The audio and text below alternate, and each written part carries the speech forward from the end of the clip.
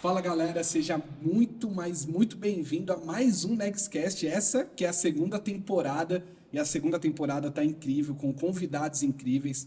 E lembrando que uma semana a gente sempre traz aqui um convidado e na outra semana eu tô aqui sozinho compartilhando para você que é líder de um GC, líder de um pequeno grupo, líder no meio empresarial, enfim. E a ideia é sempre falar com você e trazer algo que vai te edificar nesses 30 minutos, tão pouco tempo, mas que eu tenho certeza que pode mudar aí a trajetória da tua vida e aquilo que você vai viver nessa segunda-feira. Ou qualquer dia que você esteja escutando. E hoje eu tenho a honra de receber aqui ela, nada mais e nada menos que Carol Basio. Muito obrigado pelo seu aceite, Carol. Eu que agradeço estar aqui com vocês, muito bom. Carol participou com a gente aqui da nossa conferência de teologia Amém. Eu gostei muito do que você falou sobre poucas conferências, ou quase nenhuma conferência no tempo de carnaval falando sobre teologia. Né? Geralmente o pessoal tá indo jogar bola, rolando na lama, pastor de jovem passando vergonha, essas coisas. Tipo isso. E nós tivemos aqui a Carol e foi incrível. Depois você pode ver lá no YouTube, nós vamos deixar o link aqui. E aí você pode assistir e você certamente vai ser muito edificado. Carol, segunda-feira, 7h30 da manhã. Deve ser 7h35 agora, alguma coisa assim. E muita gente indo trabalhar, muita gente indo para a faculdade, escutando, enfim, com fone no ouvido.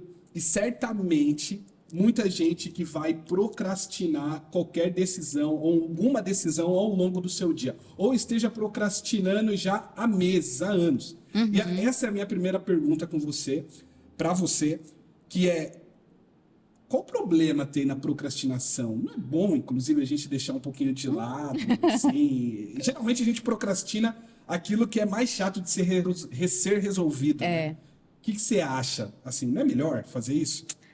Vamos lá. A procrastinação, a definição dela é adiar algo que é importante. Então, duas coisas. É importante, sem motivo real. Então, assim, vamos dizer que eu estou na minha agenda que hoje tem que fazer devocional. Na hora do devocional, meu filho adoeceu, preciso levar ele no hospital. Eu não procrastinei o devocional. Por quê? Porque levar meu filho é uma urgência, algo importante, né? Então, essa questão do importante e também não é uma desculpa vazia. Agora, eu tenho lá marcado o meu devocional, mas eu vou ficar assistindo Netflix. É algo que não é importante e é uma desculpa vazia. Por que você não fez? Porque eu queria ver um filme. Não, é uma desculpa vazia. Ou porque eu não estava afim, né? Então, dependendo, pode ser uma atividade pequena, ou às vezes até grandes projetos que a gente procrastina. Normalmente é isso. É procrastinar algo que é importante. Agora vamos dizer assim, não, eu preciso jogar bola.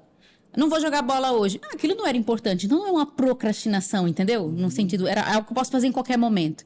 Então, acho que precisa definir isso bem.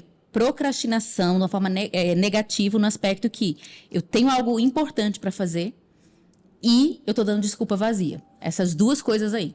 Certo. E para quem está ouvindo agora a gente, assistindo, e já estava se planejando para procrastinar. Porque assim, vamos ser realistas, a gente dá boas desculpas para não fazer aquilo que realmente precisa ser feito. Sim.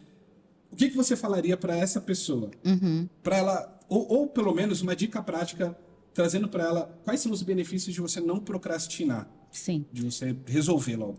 Primeira coisa que eu tenho falado bastante sobre procrastinação é que procrastinação tem raízes em dois problemas. Um é emocional. Muitas vezes a gente procrastina por medo da tarefa. Então, por exemplo, algum trabalho dentro da empresa que você trabalha lá, é um negócio muito desafiador, vou ter que escrever um e-mail, explicar tal coisa. Aquilo mexeu nas minhas habilidades, aquilo me intimidou. Aí a gente procrastina. Vou deixar para depois. Por quê? Porque eu não quero sofrer, né? Então, normalmente tem dois motivos para a gente procrastinar. Medo, insegurança, ou prazer em atividades que dão prazer imediato. Isso tem muita cara da nossa geração. Muito. É tipo assim, eu não vou... combina um pouco com o outro, né? Mas é tipo assim, entre escrever aquele e-mail e rolar o feed no meu Instagram, eu quero, entendeu? Eu quero aquilo que me dá um prazer imediato. Eu não quero sofrer aquilo ali. Então, basicamente, a gente tem essas duas raízes aí. Muita gente tem problema de procrastinação no campo emocional, por insegurança. Eu vou jogando aquela tarefa lá pra frente porque eu tô com medo dela. E aí, o que a gente tem que fazer? Primeiro, é entender a importância daquela tarefa. aquela tarefa é importante. É importante por quê? E a segunda coisa seria, a gente fala Jack Stripador, cortar por partes. Vou te dar um exemplo. Quando eu fui fazer meu mestrado, meu maior desafio dos últimos tempos foi escrever uma monografia. E olha que eu sou da área. E eu procrastinei. Inclusive jornalista, né? É. Tá. Aí eu procrastinava. Eu tinha reservado todas as tardes para sentar no computador e escrever. Nossa, mas eu inventava de tudo. Ah, não, aquele do guarda-roupa tá sujo. Ah, não, eu preciso resolver tal coisa, eu preciso conversar com outra pessoa. Nada disso era mais importante do que aquele momento. Mas eu inventava as desculpas para não fazer. E olha que coisa interessante, tá? A pessoa pode ser procrastinador e não ser preguiçoso, porque às vezes a gente confunde.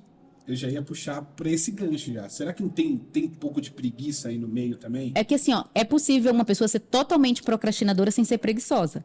Então, no meu caso, vamos lá. Eu precisava escrever aquilo lá. Eu tenho um deadline para terminar aquele projeto. O que é que eu fazia? Ir limpar a casa. Eu não sou preguiçosa, entendeu? Limpar a casa dá muito trabalho. Mas eu não tenho medo de limpar a casa. Eu tenho medo de sentar na frente do computador e ter que escrever um negócio que vai ser bom. Que as pessoas vão ler, eu não quero que elas me critiquem, sabe? Então, essa questão emocional, assim, é muito séria. Então, uma tarefa que ela é muito grande, ela te dá medo, você precisa olhar ela de frente, tipo assim, eu vou driblar ela. Então, eu escrever 100 páginas numa monografia era assustador para mim. Mas se eu pensasse assim, ó, vou escrever um parágrafo, isso não me intimidava tanto. Então, assim, ó, essa tarde eu vou sentar e eu vou escrever um parágrafo. E se ele ficar feio, tá tudo bem. No final eu vou revisar. Muito bom, é uma dica prática, né? Ir fazendo ali aos poucos, dentro do seu tempo. Sim. Outra coisa também é a gente tentar gerar prazer numa tarefa. Se eu faço um trabalho que ele é chato, e ele concorre com algumas coisas assim, tipo, ai, né, pode fazer tal coisa que é mais legal, tenta transformar aquela tarefa numa diversão. Vou dar um exemplo meu, desse mundo aí da monografia, né? Eu comprava bolo de chocolate, o melhor café para esse momento. Sabe? Tipo assim, ó, arrumei a mesa, deixei tudo bonito para minha mente entender assim, ó, perfeito. Isso é legal, mente, isso é legal, você vai se divertir. E aí saía? Saía. Que interessante. E aí, eu nem ia fazer essa pergunta, mas vou acabar fazendo aqui. A minha mãe falava para mim assim, tudo que você externaliza, que as pessoas vê, então o seu quarto mal arrumado tem muito a ver com como você tá por dentro. Como eu era muito moleque, não entendia muito bem o que ela estava falando, e hoje eu acho que faz um pouquinho mais sentido. Sim. E aí eu queria falar um pouco sobre desorganização, inclusive. Porque boa parte do público que está nos escutando é jovem, está ali, tem a sua vida. E quanta desorganização está atrelado, por exemplo, com a procrastinação? Porque talvez, eu acho que as coisas têm alguma correlação ali. Total. Tem? Você sabe que um dos livros que eu uso de gestão de tempo, ele vai falar que o planejamento é essencial para acabar com a procrastinação, com esse medo da tarefa. O que acontece? Normalmente é assim, eu saio do ônibus, chego em casa, sentei na mesa, tenho que escrever aquele texto. Ai, meu Deus, coisa sofrida. Mas se eu sentar antes, arrumar minhas coisas, baixar os e-mails, selecionar os livros, eu vou relacionando com aquela demanda e eu vou perdendo o medo dela. Sabe? Eu vou, tipo assim, vamos pensar numa guerra? Tá. Eu vou começar a botar armas de um lugar, sabe assim? Eu vou organizar a minha guerra, tá tudo organizadinho, agora eu só atiro. Mais fácil. Inclusive, então, eu vejo o que eu tenho ali para usar. Esse pré-planejamento, ou esse planejamento antes da tarefa, ajuda a gente a começar a ligar o motorzinho, aí relacionando e criando estratégias. Isso vai criando até sinapses, assim, sabe? Para realizar aquela tarefa, não chegar na tarefa do nada, meio estabanado. Entendi. E organização é essencial. A gente tem 30 minutos e agora já não tem mais 30 minutos. E eu queria falar sobre muitas coisas com você. Para quem não conhece a Carol Bazzi, depois entra lá no Instagram dela. Você precisa seguir, porque tem muito conteúdo e muito conteúdo bom. E uma das coisas que eu fiz, depois que te conheci, foi ter acesso ao seu curso, só porque eu queria acessar a parte quando você e o Basso fala sobre avivamento. Eu assisti aquilo ali em algumas horas, na verdade. Compilei ali, assisti em algumas horas. E achei extremamente interessante. Abra um parênteses. As pessoas falam que o Brasil está vivendo um avivamento.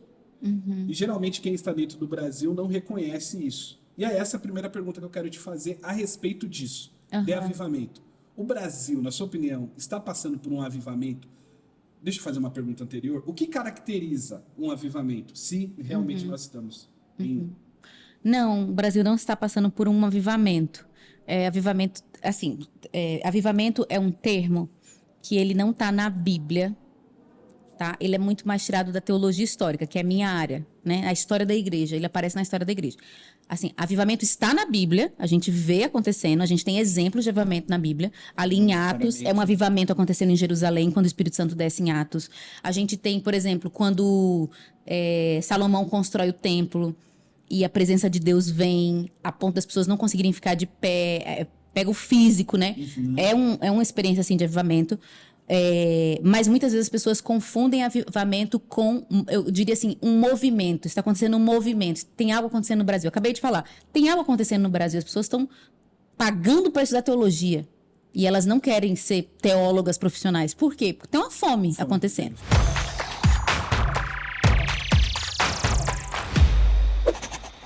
Mas avivamento é algo muito mais superior ao que a gente está vivendo no Brasil, né? Avivamento não é uma reunião animada. Avivamento não é grandes ministérios, porque hoje o que eu vejo no Brasil é isso, grandes ministérios de Deus, frutíferos, dando fruto e tudo mais.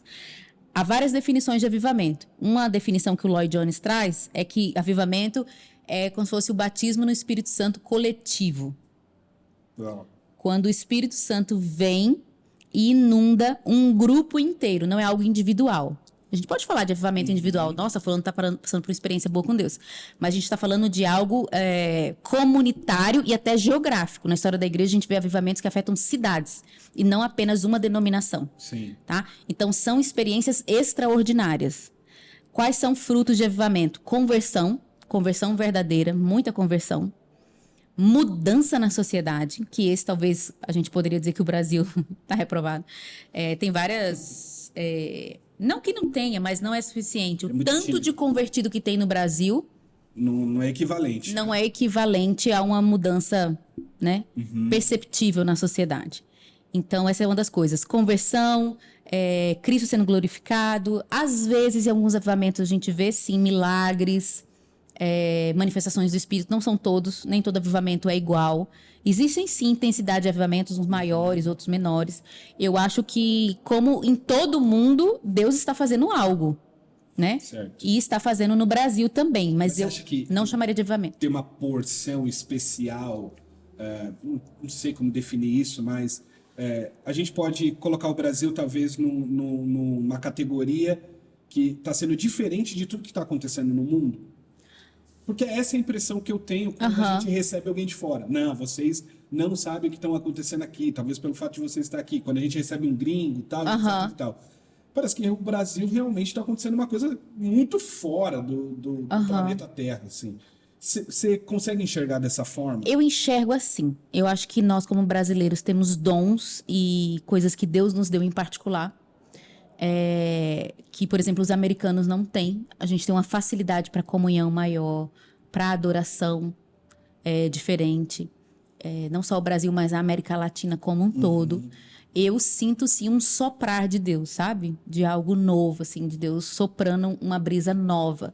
Não chamaria de avivamento, de jeito nenhum, mas eu não nego que Deus está fazendo alguma coisa, né? Igual eu falei agora de manhã. A fome da palavra é uma das coisas que a gente está vendo. As pessoas com fome da palavra. Uma fome. Na adoração também a gente percebe coisas novas acontecendo. Em alguns outros campos, maturidade. Eu vejo Deus fazendo muita coisa no Brasil. E no meu caso, assim, eu tenho visto muito na América Latina também. Muito semelhante ao que está acontecendo no Brasil. Então, eu não acho que é algo só do Brasil. Eu tenho a impressão que é algo meio do Sul, assim, sabe? América do Sul. Do lado tem um daqui. vento soprando, Só mais caliente. Do lado mais para cá. Tem. Ótimo. E a gente consegue ver, e essa é a tua área, você nada de braçada quando se trata de avivamento. E uma das minhas preocupações é a respeito do...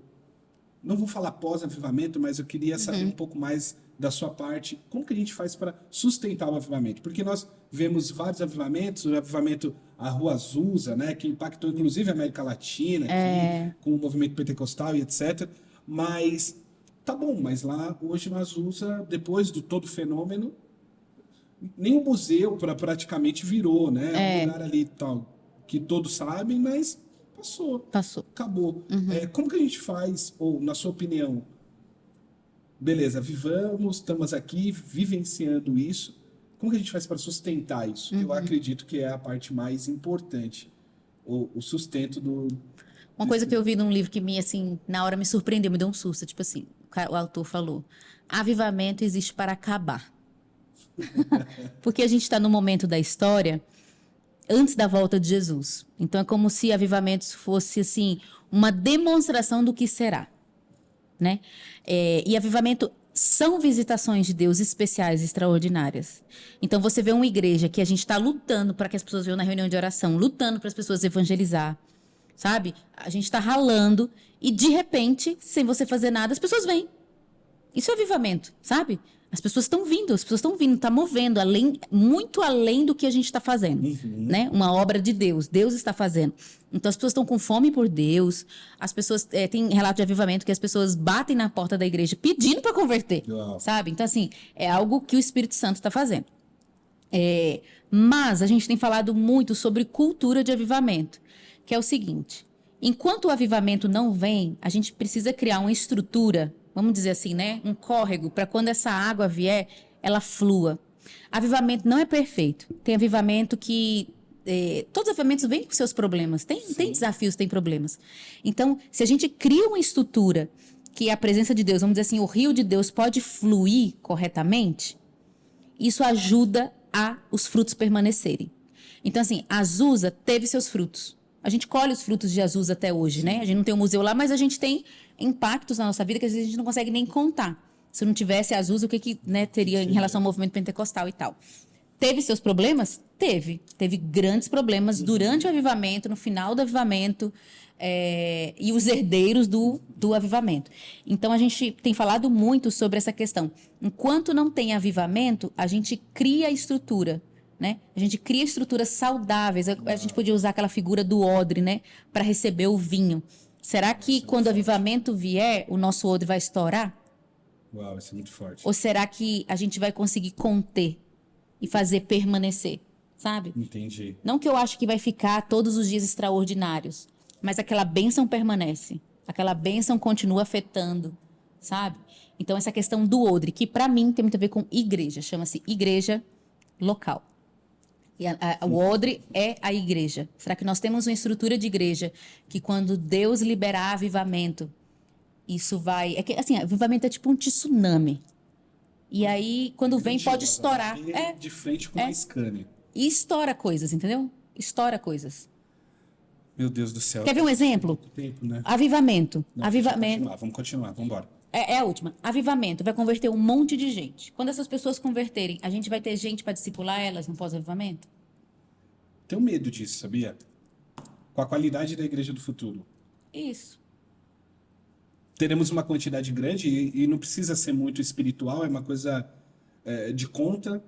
Você fazendo uma crescente, a gente sabe que vai aumentar e nos próximos anos aí a gente vai ter. Mas quais são qual vai ser a qualidade desses cristãos? Vou dar um exemplo. A gente ora por um avivamento entre os jovens, igual teve nos hips.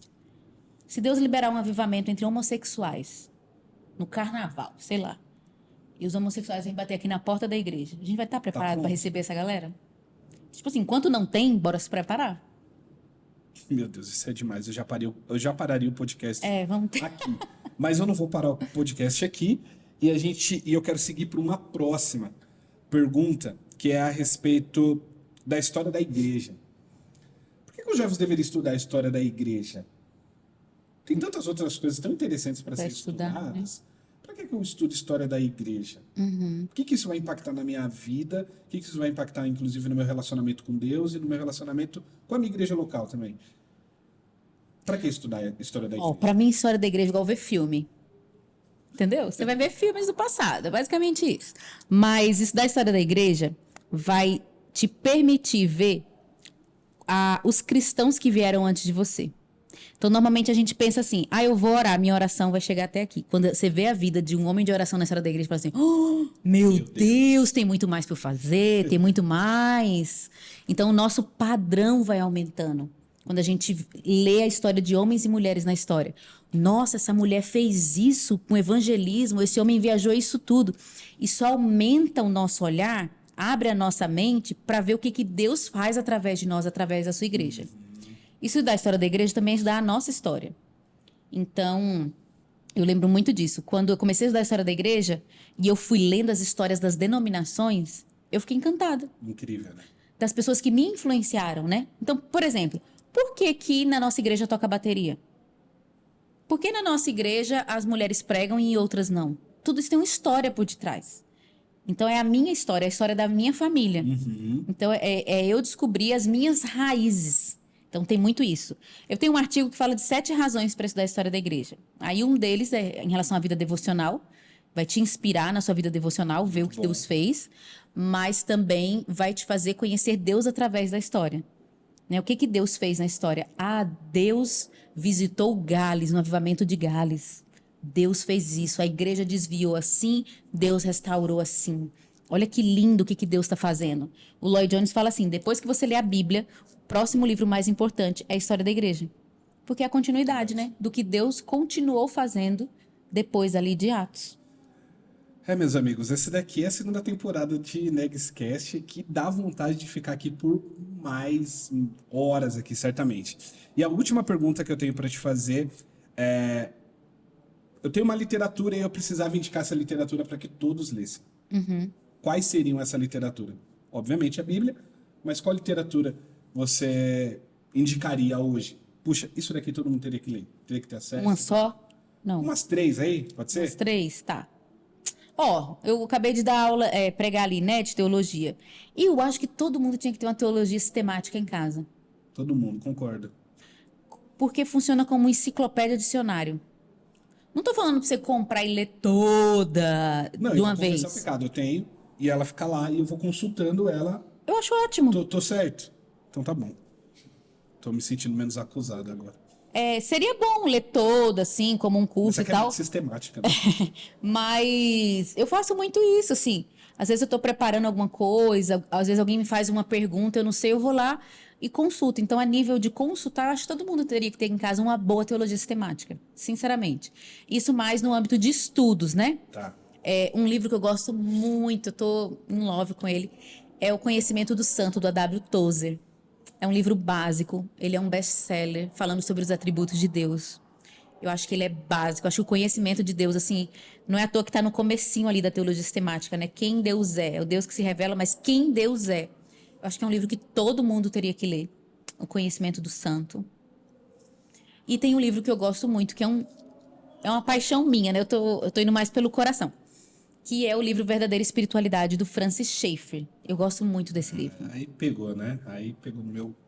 Eu já li ele 3 vezes. Sempre eu tento ler assim no início do ano um pouquinho.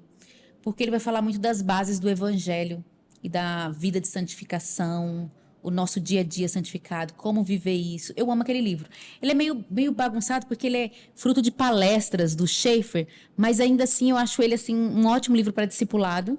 Eu já usei ele em grupos de discipulado, mas até para mim, sabe, para relembrar assim onde minha fé tá presa, tá fortalecida. Eu gosto demais desse livro. Não é muito conhecido, mas eu gosto. Anotem aí, por favor. Esse foi mais um Negscast. Eu vou deixar a Carol vender um pouco seu jabá, porque eu sei dos cursos incríveis que ela tem. Antes, vai lá. A gente vai deixar aqui na descrição o @da Carol. Entra lá. Eu sei que tem lá um Linktree lá e a galera consegue ver todos os cursos. Mas qual foi o último, o mais recente curso e que você aconselha que o pessoal vá lá? Eu sei que você vai aconselhar todos. Mas... Recentemente eu tô com 2 áreas, né? Eu tô trabalhando com gestão de tempo. Então, a gente não tem muito no Brasil, acho que praticamente não tem, que é gestão de tempo, organização à luz das escrituras. Então, era algo que eu tinha como um hobby na minha vida. E aí eu fui desafiada a lançar um curso e eu estou muito orgulhosa desse curso, está sendo maravilhoso. Então, a gente tem chamado de formação porque ele é grande. Eu fiz questão de fazer um negócio completo. Ele tem 3 módulos. Uau. Eu vou falar sobre tempo na perspectiva de Deus, na perspectiva bíblica. Depois a gente fala sobre vocação, sobre plano de vida. Porque organização de tempo não é só a semana de atividades. É tipo assim, e os meus próximos 5 anos? Será que eu estou indo para o lugar certo? Uau. As decisões certas? Então, a gente vai falar sobre hábitos também, desde o uso do celular, coisas que atrapalham. Produtividade também, como ser mais produtivo para a glória de Deus. E é diferente de tudo que você vai ver aí nas prateleiras de livros não cristãos, porque, por exemplo, a gente vai falar sobre descanso. A gente não está falando só sobre trabalhar e organizar o tempo para ganhar muita grana. A gente está falando sobre fazer isso para a glória de Deus. Sim. Então, eu tô com essa área, né, essa aba aí, que é gestão de tempo, produtividade, que eu gosto muito, e a outra de teologia, que eu permaneço, né? A escola Convergência, que é a nossa escola de teologia. A gente tem 2 cursos de teologia lá e alguns cursos mais pequenininhos que as pessoas podem fazer. Então, hoje a escola Convergência é onde está o maior público, né? Hoje a gente está até na América Latina, tem um curso em espanhol. Então, Deus está nos aproximando com a América Latina. Por isso que eu falei deles, porque eu tenho ido muito para lá, eu estou assim, impressionado com o que Deus está fazendo. E é um privilégio para nós, né? Fornecer teologia em espanhol, do Brasil, né, exportando. Teve um irmão que veio do Chile e ele falou, nós estamos comendo na igreja o que está sendo cozinhado no Brasil. Uau. Aí, para mim, foi assim, foi demais, assim, foi demais. Então, Deus está fazendo algo especial. Então, hoje são esses 2 carros-chefes aí que eu trabalho. Perfeito. Carol, mais uma vez, obrigado. Eu que agradeço, muito bom. Foi uma honra te receber. E, galera, se esse podcast te abençoou, falou com você, por favor, não deixa de compartilhar, subir nos seus stories, compartilhar no seu grupo, pequeno grupo, sua célula, seu GC, aí na sua igreja, com algum amigo que precisa ouvir isso. Então, manda aí. Esse podcast é pensado em 30 minutos realmente para aguçar aí a tua alma, para que você saia desse lugar de conforto que você está e vá mais profundo no Senhor. Então, muito obrigado, Carol, mais uma vez. Eu que agradeço. Que o Senhor te abençoe. Ótima segunda, terça, quarta, quinta-feira, não sei que dia que você está escutando. Que Deus te abençoe. Não deixe de nos seguir no canal. E tchau.